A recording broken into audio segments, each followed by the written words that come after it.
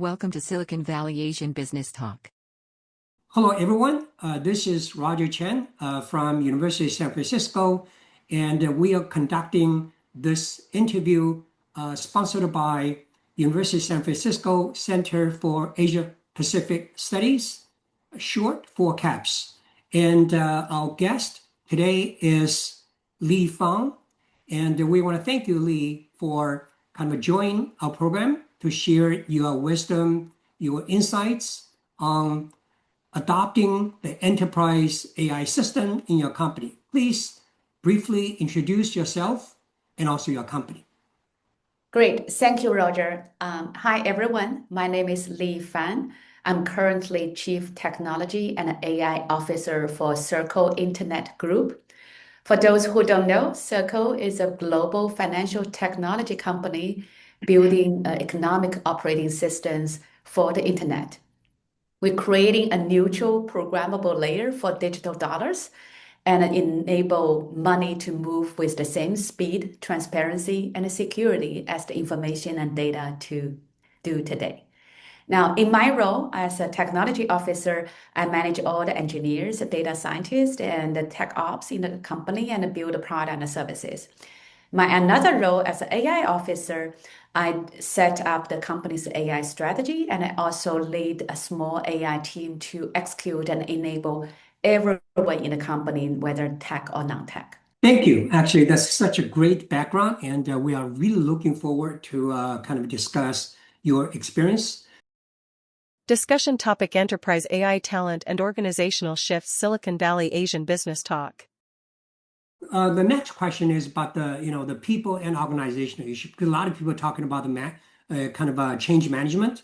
I put it in the later part because I felt this kind of a cliche a lot of people talk about, but still maybe I want to get your kind of a point of view. But more specifically, as we know, AI systems getting basically tearing down the wall, the organizational wall, getting more different department divisions more integrated, rather than less siloed. So have you kind of encountered this kind of issue because they're using the AI system, so the company need to rethink about their structure, organizational structure, responsibilities, even hierarchies, things like that? I think we constantly thinking about it. We definitely recognize the change is coming, but at this point we haven't changed yet. Get to that point. But the leaders already recognize, and I think again, I feel in Circle, I feel very grateful is because the top-down understanding and also the commitment to AI is extremely strong. And so when you have a CEO and a top level leaders fully buy in, even if we are not there yet, it will happen. The only reason it haven't there yet, because I always believe that we don't do that for the sake of doing that. Yeah. Right. And I do see we are moving towards that direction, but I haven't reached the threshold. It's like a big reorg yet, but we all recognize there's a lot of job function made, like their division line is blurred, but that's okay. Right now, fortunately, the company is like growing, the business need, so everyone has so much to do. So in terms of like a job security, it's a less of concern, more of like you really need to up your skills so that you can expand your scope. Yeah. Yeah, that's great. Actually, I agree. Actually, there's some more strategic level thinking about the reorganizing the structure of the functions to fully take advantage of the AI system. But based upon your observation, even though your company has not reached that point, the reorg to fully take advantage of AI, but do you have any observations about, or maybe examples about, potentially you think the AI agent or agentic systems is going to make what kind of functions more integrated or more kind of less siloed? Do you have any observation on that?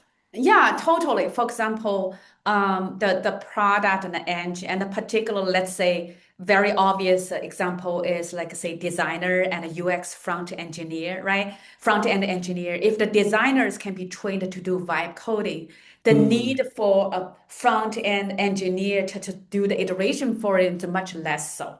So the only reason front-end engineer will come in place is when you need to launch a production and the engineer have more experience of deploy things and whatever, right? And also, like say between data scientists and data analysts, one is focused on more kind of a deep analysis. The other is to build a business dashboard and this kind of thing. And when the dashboard building is so much easier, now we still blur the line. Do I need these two teams, or maybe there's the same team? So all those things we constantly thinking. But again, right now we don't have like urgent need. We have to do the reorg. I just encourage people to really just do whatever you can to learn the AI that helps you to upgrade your skill set. Yeah. It's kind of interesting because I know I do have a new question which relates to the young people. But I heard actually with the development of AI, there's a new term called the full stack jobs, meaning you're no longer doing one particular piece of this whole thing. It seems to me what you're talking about that, right? You're talking Yes. about upstream job, downstream job, combine them together, you take it over, and the AI help you. Yes, exactly. So I think, frankly speaking, the full stack, not just a full stack engineer, right? Some smart engineer can learn the PM skills because what PM do, they understand the market, they try to write a feature design doc. And if you use AI, you understand the ultimate goal, engineer can do that. And then Yeah. reversely, the PM can utilize AI to do vibe coding most of the things. In the past, we say, Yeah. oh, only Yeah. the front end. No, right now the AI is very much smart enough to write some backend. Now it's a matter of time whether they will recognize the performance, recognize scalability, and be able to work with the security system, things like that. I think again, the line is blurred, and the people who has the most flexible mindset to pick up a different skill is eventually going to be the most powerful. Yeah. Yeah, that's great. And actually, I know we are reaching the time limit. Do you think we missed any other challenges? Actually, you think it's very important, but we didn't cover so far for enterprises to Yeah, adopt so I AI do system? think you covered pretty much everything. I do want to emphasize that for enterprise to adopt AI, the top down and at the top down with the right mindset is very important. I The feel leadership. pretty lucky that with the strong mandate, but also more practical approach, right? Because the CEOs and the founders, like obviously they want to reach the final state right away, right? So, and there's a lot of talk saying AI, you will shrink your workforce and make it efficient. And I think fortunately our CEO and the company recognize it's a journey. It's a time for us to really work with the employees instead of only look at the money. So I feel like pretty lucky that we, as a leadership, we have the mindset. So we will push hard, but also give time and space. I think That's it's a great actually point. important. That's great. So in other words, actually, you have like a strong mandate, strong vision, but in terms of the implementation, you use the word practical, meaning willing to learn, willing to try, and being flexible and give different functional areas some flexibility to try their own thing with some kind of a discipline. Because I like your approach of the OKR to give people soft pressure. I always Yep, say that, yep, yep. right? So maybe, my last question, for young people, because I deal with a lot of young people who are very anxious about the AI replacing their jobs. Where do you see the opportunities, professional career opportunities for young people? Maybe let me kind of reframe this question because my philosophy is wherever a company face a lot of pain, uh, a lot of struggles, typically they need people. So if we combine these two questions together, what's your advice to young people who are very worried about their future career opportunities, especially with AI? What do you think? Where are the opportunities? Yeah, I think that there's two, like if you look at just the AI field and they were because I'm a computer engineer by training, right? There was a time, and I was a part of the lucky group, is engineers, computer engineer itself is a super, super important domain of skill that Yeah. there's a lot of demand.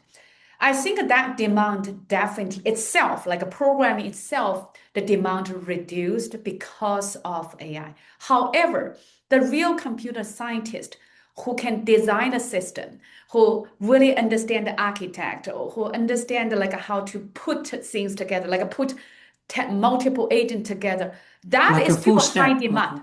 That's a high demand. And also the other side is the model engineer to understand how you really leverage hardware, software trade-off, and then you see the prolific the AI papers that will advance the efficiency and the capability faster. So if you are really deep in the area, you're still very safe. But if you say, oh, I know Java, oh, I know Python, that will give me a job, that day is gone. But I know so many talented people really want to do deep research on algorithm, data structure, or whatever. I think they're still safe. On the other side is there's so many verticals that wait to be updated, right? There is Harvey, like AI for legal. There is Cursor, AI for developer. There is Open Verify, AI for medical society. The vertical AI is a tremendous opportunity if you know how to program, has a great engineer, and also passionate about certain vertical. That is a huge promising environment, like for you to, like for example, we are like intersection of finance and technology. If you understand how the financial system works, if you understand the blockchain, we still have hiring to do, right? But if you say I'm a good coder itself, it's probably not going to go too far. Does it make sense? Yeah. No, it makes a lot of sense. So, because actually, I was thinking, we deal with a lot of business students. Actually, in the business background, it could be they are interested in HR, supply chain, or maybe customer service. So, if following your early talk about the finance example, and a vertical example, basically you're saying, if these people they have deep domain knowledge, but they also know the AI, so they can help their domain department, domain space to transform, to prepare for the AI system. Is that what you're talking about? Yes, I think that demand is only going to be higher. Oh, Yeah, because we need a lot of those people who, as I said, our engineers in high demand because every function say, Lee, can you give me engineer support doing this? They want that, but my engineer alone, they don't understand, say, the legal or HR domain, needs, yes, right? They don't yes. need that domain. So we have to pair them together. But Yeah, consider that's if a you good have point. expert knowing both. That's great. Thank you. Thank you for watching.